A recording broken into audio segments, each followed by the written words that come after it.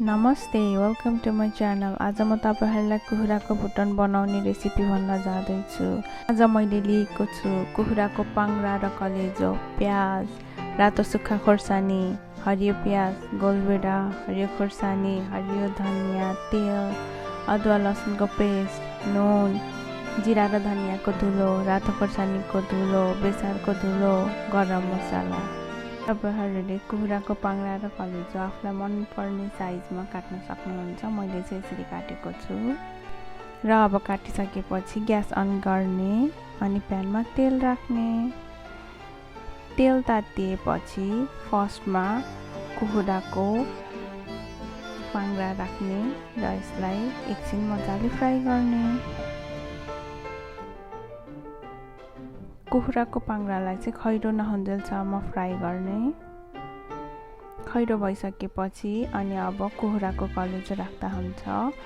कुखुराको कलेजो राखेपछि पनि अझै खैरो नहुन्जेलसम्म अझै मजाले फ्राई गर्नुहोस्। जति फ्राई गर्नुहुन्छ भुटन त्यतिकै मिठो हुन्छ। आज चाहिँ मैले ग्रेभी टाइपको भुटन बनाउन जाँदैछु। हेर्नुहोस् त अलिकति कलर चेन्ज भइसकेको छ र अब यसमा रातो खोर्सानी 2टा राख्नुहोस्। यो चाहिँ सुक्खा खोर्सानी हो। अब यसलाई एकछिन फ्राई हुन दिइसकेपछि बिस्तारै अब हामी यसमा प्याज हाल्छौँ। प्याज हालेपछि हामी यसलाई चलाएर अनि एकछिनलाई फ्राई हुनलाई फेरि छोडिदिन्छौँ। पछाडि प्याज राख्नुको कारण चाहिँ प्याज फ्राई हुँदा सँगसँगै भुटन पनि राम्रोसँग फ्राई हुन्छ। हेर्नुहोस् त कस्तो मजाले फ्राई हुँदैछ। अब हामी यसमा बेसार हाल्छौँ। बेसार हालेपछि हामी पनि फेरि यसलाई राम्रोसँग चलाउँछौँ र अझै फ्राई हुनलाई छोडिदिन्छौँ। भुटन चाहिँ खासमा 2 प्रकारको हुन्छ। एउटा चाहिँ सुक्खा भुटन र एउटा ग्रेभी भुटन। आज जुन मैले बनाउन जाँदैछु। अब यो यतिको फ्राई भइसकेपछि यसमा गोलभेडा एड गर्नुहोस्।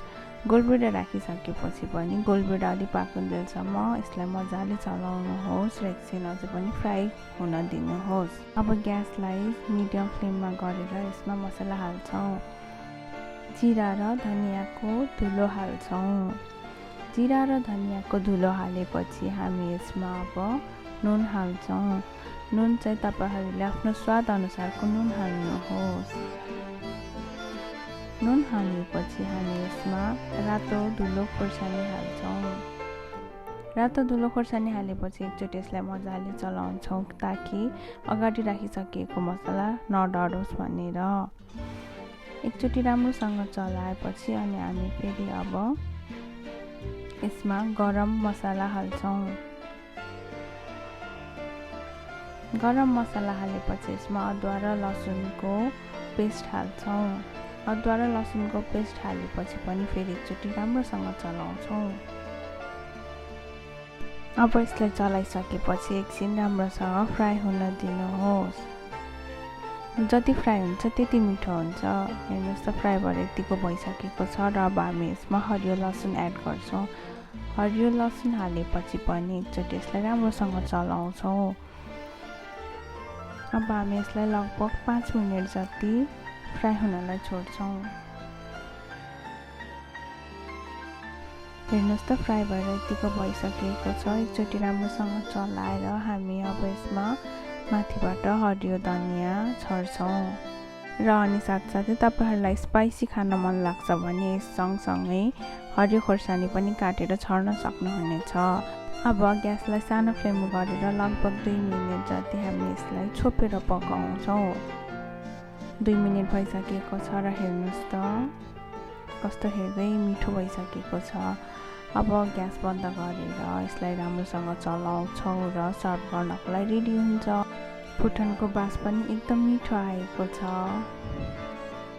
तपाईहरुले यो भुटन खाना या फिर चिउरासँग पनि खान सक्नुहुनेछ। तपाईहरु पनि यो भुटन यसरी नै आफ्नै घरमा बनाएर खान सक्नुहुन्छ र बनाएर खाइसकेपछि कस्तो भयो प्लिज कमेन्ट गर्नुहोस्। आज मैले ग्रेभी कुखुराको भुटनको रेसिपी हालेर सुक्खा भुटनको रेसिपी पनि हाल्नेछु। मेरो भिडियो मन परेमा लाइक, शेयर एन्ड सब्स्क्राइब गरिदिनुहोस्। धन्यवाद।